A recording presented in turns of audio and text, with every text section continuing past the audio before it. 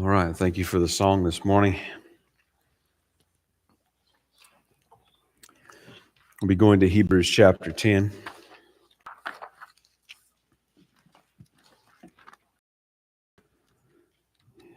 In our series through the book of Hebrews, this is message number 28, titled A Body Prepared. And we're going to be looking at Hebrews chapter 10, verses 1 to 10.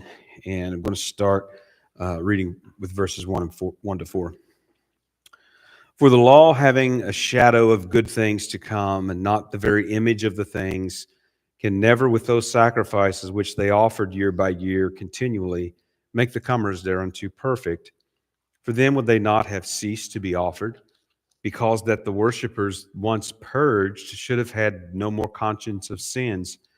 But in those sacrifices there is a remembrance again made of sins every year. For it is not possible that the blood of bulls and of goats should take away sins. So righteousness or perfection by the law has always meant the complete obeying of every precept of the Old Covenant law without exception. Now, this means all 613 or whatever the actual number may be, and we've talked about that some, but the point being that perfection is only reached through the Old Covenant by complete obedience to every command in the law. But of course, this isn't possible. And even the most Orthodox Jews had to face this reality that this isn't achievable, it's not accomplishable. And so, what they have done traditionally has been to make certain accommodations, to make certain adjustments in order to be able to consider themselves righteous according to the law. But of course, this is actually a problem, a continuing problem for all legalists. And essentially, what happens is the very same thing. There has to be adjustments made, there have to be accommodations made in order for us to even hold to any pretense of perfection according to law. But after the destruction of Jerusalem and the temple in 586 BC, the remaining southern kingdom was exiled to Babylon, and they went there in shock and in disbelief. Some of the most painful lamentations that you read, particularly in the book of Lamentations by the prophet, in response to the devastation that happened there. And there by the waters of Babylon, they came to what seemed an unimaginable conclusion that they could not then keep the Old Covenant law. The temple singers hung up their harps on the branches of the trees, and they sat down and cried, and they asked, "How shall we sing the Lord's song in a strange or a foreign land?" In other words, they could not. Jerusalem's destroyed, the temple's destroyed, Israel is not in their land. It's not possible that they could keep the Old Covenant law. Since that time, the Jewish effort has always been to return to the land, to return to the temple, to return to the priesthood, to return to the sacrifices, to return to the Old Covenant. But the reality is that it's not even possible since the destruction of the temple and Jerusalem to keep every command of the Old Covenant. That devastating event should have taught them, as the writer of Psalm 137, that only God, remembering his covenant with Abraham, Isaac, and Jacob, will fulfill those promises and plant them in the land in righteousness, peace, and safety in his kingdom. In other words, hope is only forward and not in going back. The very destruction of the temple should have communicated to them that this isn't it. This is not where it's going to be fulfilled. And this is a dominant message in the letter to the Hebrews that comes out here once again in this passage. Chapter 9 emphasized the superiority of the sacrifice of Christ as a once-for-all sacrifice, once-for-all-time sacrifice, in contrast to the repeated sacrifices of the Old Covenant priests. And in dealing with the Old Covenant, the writer has been very careful to show that it was for a shadow and it was for a time. In other words, he has highlighted that the Old Covenant was temporary, it was conditional, and it actually could not accomplish the purging of the conscience of sin, guilt. So the writer made a point of the emphasis of blood required by the Old Covenant and how almost every cleansing ritual in the Old Covenant involves blood. Almost every one. There are a few that involve the washings and whatnot, but almost every cleansing ritual required blood. And certainly every sin offering required blood. But it was inferior blood. And it was offered by inferior priests. And it was offered repeatedly. So it never actually accomplished redemption. But Jesus, he told us, entered into the true holy place in the heavens. Not with inferior blood, but with his own blood. And he did that once, and he obtained eternal redemption through that. And of course, this corresponds at the end of chapter 9 there to the common appointment to men, to live once, to die once, and to be judged once. He ended by noting that Christ will come again. He currently appears in heaven, but he will appear on earth again. But this time will not be to offer sacrifices for sins, but to save his nation. So chapter 10 opens by offering explanation of the ineffectiveness of the Old Covenant contrasted with the effectiveness of Christ and his sacrifice. And the writer demonstrates the necessity of the doing away of the Old Covenant. And here he does so by a quotation from Psalm 40. So we're going to look at verses 1 to 4, where the writer explains that it was impossible that the sacrifices of the Old Covenant could take away sins, and verses 5 to 10, where he explains why Christ came. So we'll begin here with verse number 1. For the law, having a shadow of good things to come, and not the very image of the things, can never, with those sacrifices which they offered year by year continually, make the comers thereunto perfect. So the Old Covenant, we're told, once again, was only a shadow of good things to come and not the substance. Now, we've seen the writer of Hebrews using this language, the various different terms that are related to what we refer to as typology, when there is some intentional person or event or institution in the Old Testament that prefigures some greater fulfillment to come. And we've talked about that. The writer of Hebrews has been continually referring to that. And so it's important here at this point to distinguish what the writer is saying. He says the law, and by that, it's just, again, a shorthand reference to the Old Covenant. The Old Covenant had a shadow of good things to come. In other words, the Old Covenant was a type. It was a figure, a shadow, a parable, and all these different words the writer of Hebrews has used to refer to this. That the Old Covenant was a shadow does not mean that the Old Testament was a shadow. Those are two very different things. Not that the Old Covenant is not part of the Old Testament, but to say that the entire Old Testament is a shadow, that is not the same thing. There are those that treat the Old Testament that way and interpret the Old Testament with typology and spiritualizing, and this is in error and is not how the writers of the New Testament interpreted the Old Testament, nor the other writers of the Old Testament either. But the Old Covenant itself was a shadow of the good things to come, the better things to come. Now, just because the Old Covenant was a shadow, though, also doesn't mean that every little detail that we can find, every little hoop and latch that we might find described in the tabernacle and what, it doesn't mean that every little detail corresponds to something as a figure, but it does so as a whole. It does so as a whole. It has also some very particular types as a shadow of the good things to come. But the writer has used that phrase several times, and he means by that the good things to come are Christ and the new covenant. And he's made that very clear in this letter. So the writer's point here is that the old covenant did not contain the true substance.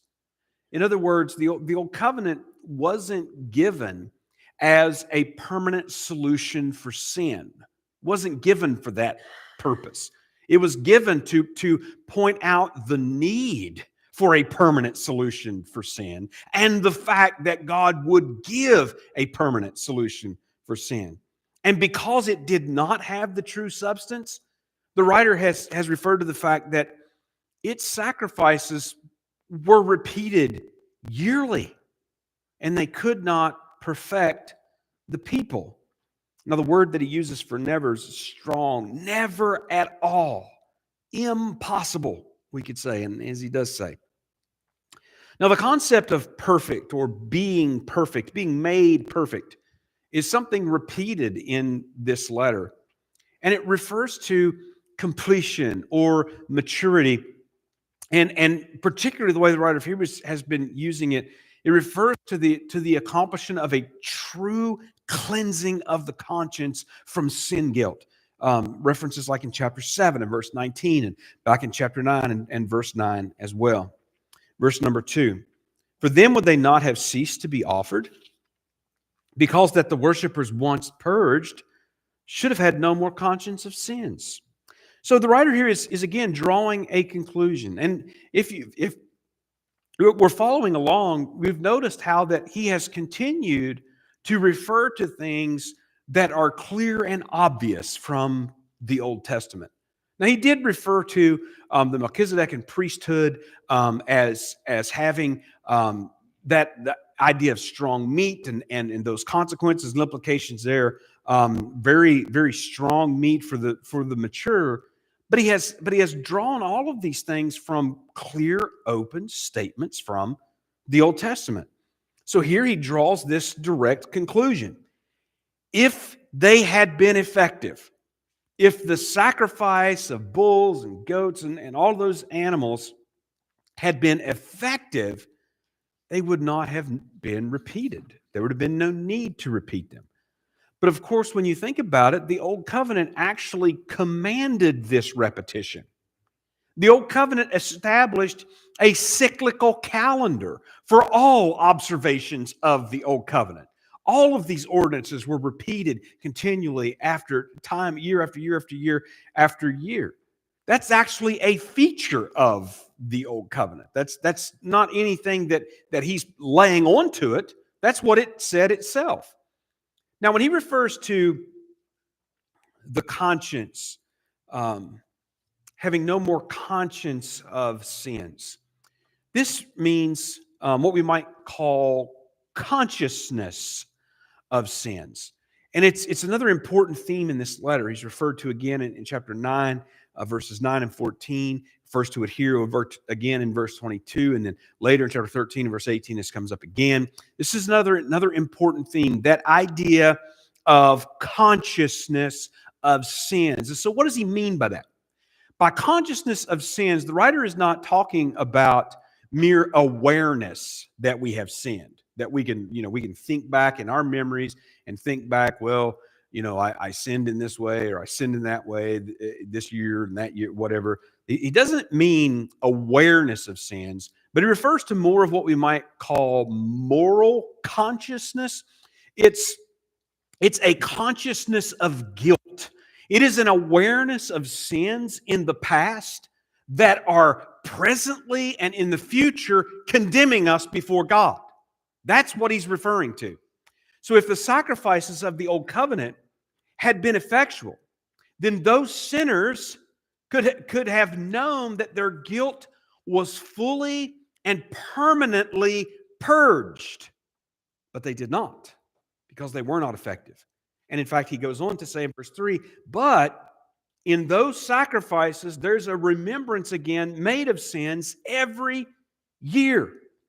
So instead of them having the knowledge of their sins, all of their sins, being permanently forgiven and cleansed, the knowledge of the guilt of their sins was simply renewed year after year after year. Now, if you think about it, though he's not really getting into this fact as much, there is a certain gospel orientation in the Old Covenant.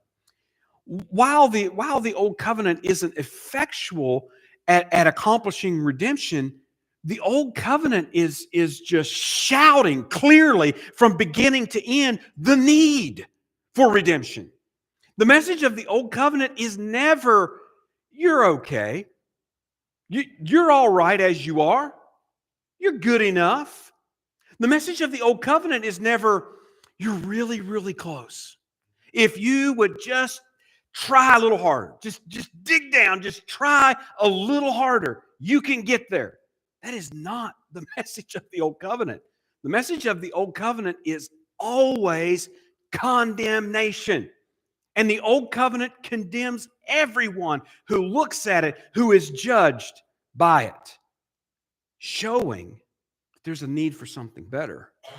So the answer is not within the Old Covenant, but beyond it, what it points to. Verse 4, for it is not possible that the blood of bulls and goats should take away sins. And you see that he's giving an explanation here. And again, the writer is just drawing a direct and necessary consequence from the plain statements of the Old Covenant itself. He says it's not possible. He talks about impossibility like he did back in chapter 6 and verse 4, and he'll use the term again in a couple of ways to show that something that's not possible. The blood of bulls and goats, he's saying, could never take away sins. And there's probably a few reasons that we could point to for that. One of those being they were not conscious, willing sacrifices for sins. Never did one of those animals think, I'm going to go give my blood to atone for the sins of Israel. Never did they think that.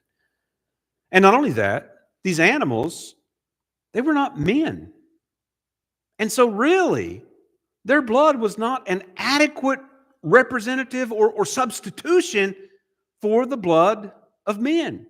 So it's just not possible that an animal sacrificed on behalf of a man or men and women could atone for sins. And of course, we can know this, again, by this explanation the writer gives. The writer speaks of this as just impossibility. It's just not possible. Then we come to the next part, starting here in verse 5, where the writer now again gets, with that in sort of in the background, he gets into why Christ came.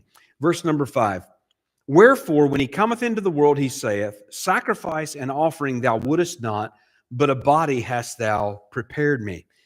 Now, because of this impossibility, and we see that connecting word there, wherefore, or therefore, or because, for this reason, or however you want to translate it, connects, it's an explanation. When he comes into the world, because of this impossibility, he refers to Christ coming into the world. And this means his incarnation. He's talking here about his first coming into the world in human flesh. And of course, this refers right back to chapter 9 and verse 28, which was just a few verses ago, where the writer spoke of his coming again, his second coming into the world. But now here he's explaining his first coming. And he begins here a quotation from Psalm 40 at verses 6 to 8. Now, this psalm was written by David, but notice that the writer of Hebrews here directly attributes it to Jesus Christ. He says in verse 5, wherefore when he, and again that refers back to Christ in chapter 9 and verse 28, when he cometh into the world, referring to his becoming flesh, his incarnation, he saith. He saith. And then he begins to quote these words of David in Psalm number 40. Well, let's go on with the quote. In burnt offerings and sacrifices for sin thou hast had no pleasure. Then said I, Lo, I come, in the volume of the book it is written of me, to do thy will, O God. So he begins that quotation in verse 5. He quotes down through verse number 7. This is Psalm 40, verses 6 to 8. Now, Psalm 40 is quite a unique psalm. It blends the praise and thanksgiving psalm with a penitential lament psalm, with an imprecatory prayer psalm. Again, it's very unique among the psalms as far as its structure and its content and features and all of those things. And we looked at all those quite a while back now. And we're not given in Psalm 40, we're not given the occasion in David's life, but we do know that he opens up first 5 verses. He's recollecting past deliverances from God, and he's praising and thanking God for them. And obviously, we've seen that the way that those sort of recollections function in the Psalms. It's a looking back to what God has done, a looking at the present circumstance and its need, and then thinking forward that God's faithfulness will carry through. He has delivered, he will deliver. Sort of a way that those recollections work in the Psalms. He gives his crisis complaint and his petition for deliverance in the last part of the Psalm, verses 11 to 17. And in between, in verses 6 to 8, David speaks of his consecration to God. In other words, he sees his life wholly devoted to God. And David's not basing that on his own merit or on his own piety. He sees his life wholly devoted to God because of God's choice of him, because of God's anointing of him as king, because of God's covenant with him to raise up his seed after him. This is why David sees his life consecrated to God. In other words, David knows that his life and the events of his life are bound up in God's purposes to fulfill his covenant with Abraham. And again, you can see David's testimony as he comes to the end of his life, and he talks about how he has not been ordered and sure. He has not merited this from God, but God has been faithful, and his covenant is ordered in all things and sure. And in this psalm, David actually, as he writes this as king, and he intercedes for many. And you can see that in verses 3, 4, 5, 9, 10, and 16. And he gives us in this psalm, and another interesting aspect of this psalm, he gives us this subtle picture of a priest king interceding for many. And the implication is, just as he's declaring his consecration to God, meaning that his life is bound up in God's purposes to fulfill his covenant to Abraham, Isaac, and Jacob, the lives of those he's interceding for, the many, their lives, their fates are also dependent upon this representative priest king. Again, it's a very unique psalm. So then, beginning with verse number 8, the writer of Hebrews then begins to draw out his necessary consequences from this psalm. Verse 8, he says, above when he said, sacrifice and offering and burnt offerings and offering for sin thou wouldest not, neither hadst pleasure therein, which are offered by the law. So he refers to a couple of specific parts. He does one here and then one in the next verse. He refers to a specific part. He refers particularly to the sequence in which things were stated, and then he also gives sort of a commentary that, again, is just a necessary consequence of a plain statement in the Old Testament. So he emphasizes this sequence. Notice he says above, he says when he said, and that's going to sort of be a counterpart to verse 9 when he says, then said he. And that sequence is important. He is emphasizing that. When he said sacrifice and offering and so on, first of all, he's saying that Christ said when he came into the world that God didn't desire or take pleasure in sacrifices and offerings. Not that those were wrong to offer. In fact, God commanded those things to be offered. So he's not saying that they were wrong in offering them, nor that God had not commanded them to be offered. What he's saying is they didn't affect the appeasement of his wrath against sin. He didn't take pleasure in them. And so the writer picks up these words of Christ as meaning his declaration for the incarnation. He did not come to earth to offer animals on the altar at the temple in Jerusalem. And the writer adds that little comment, which were offered by the law or by the old covenant. In other words, Christ did not come into the world to fix or continue or alter the old covenant. He didn't come for that purpose. He didn't come to offer animal sacrifices that didn't appease the wrath of God to begin with. He didn't come for that purpose. Instead, he said, "You've prepared a body for me." Now, verse 9, then said he, "Lo, I come to do thy will, O God. He taketh away the first, that he may establish the second." So the writer emphasizes now what was said after that. So he emphasizes that first of all, Christ said when he came into the world that God did not desire or take pleasure in burnt offerings and sacrifices. And he just adds the note, which, by the way, were according to the old covenant. He didn't. But then he said, in other words, this is the alternative. If Christ didn't come to offer animals on the altar outside the temple in Jerusalem, then what did he come to do? And that's what he's saying. This is the alternative. He came to do God's will, to take away the first and establish the second. So Christ declared through David that he became a man to do God's will. And this distinguishes him, first of all, from the animal sacrifices. For one thing, again, they had no consciousness of dying as sacrifices for sin. But he came for that purpose, declaring beforehand that that was his purpose. And you can even think about that echoed during his ministry when he said things like, what am I supposed to say? Save me from this hour. For this reason I came into the world. So the writer is picking up on, and he's emphasizing this sequence.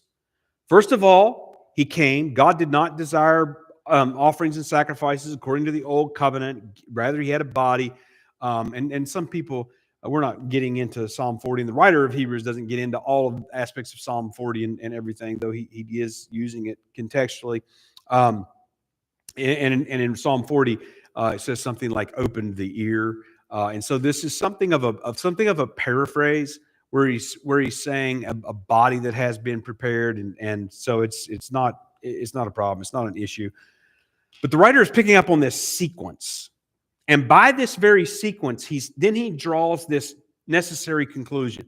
And that's where he says, he taketh away the first, that he may establish the second.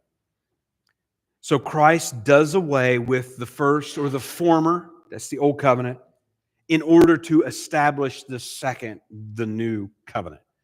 So by Christ saying through David that God was not pleased with old covenant sacrifices, and then saying he came to do God's will, he spoke of offering himself as a sacrifice and establishing the new covenant. Verse number 10. By the which will we are sanctified through the offering of the body of Jesus Christ once for all. So God's will was for the old covenant to be a shadow of good things to come for a time. And those good things to come are what God willed to come, Christ and the new covenant. So the writer just simply draws out, again, a necessary consequence. Obviously, he is saying clearly, again, back to the things that they should have understood. They knew these things from the Old Testament. They should have been able to put them together and understand them. This is a necessary consequence that Christ did away with the old covenant to establish the new covenant by God's will. And then he adds that it's this will. And we know, again, we're in the context. He's talking about Christ, the new covenant. It's this will of God, referring to what was just said, that sanctifies through the bodily sacrifice of Jesus Christ. Not the old covenant. He's already remarked on how the old covenant does not sanctify other than just a ceremonial cleansing of the external. Now, the word for sanctified that he uses, he used it back in chapter 2 and verse 11. He's used it back in chapter 9 and verses 13 and 14. It's an important word, and again, it goes along with that consciousness of sin. The word means to be purified, to be made holy. And he uses it here in the perfect tense, which indicates something that has been accomplished in the past, but has continuing effects in the present and into the future. And that's what he says is done by the will of God, that Christ came to accomplish. Well, the writer has already referred to the incarnation as necessary for Jesus it was necessary for Jesus to become a man in order to be a faithful high priest. That's back in chapter 2 and verses 16 to 18. And here we see that it's necessary for him to have a body to offer in sacrifice for sin, so Jesus could make full penal substitution for sinners. And by this one sacrifice that he did by the will of God, he has sanctified those who come to him, meaning that the consciousness of guilt of sin is purged. Now, it is very important that we understand that a purged consciousness of sin doesn't mean that we're no longer aware, as if we can't remember, although I would say as we do get along in years, we probably do have a tendency to forget some of the sins that we have committed. But some of them we don't.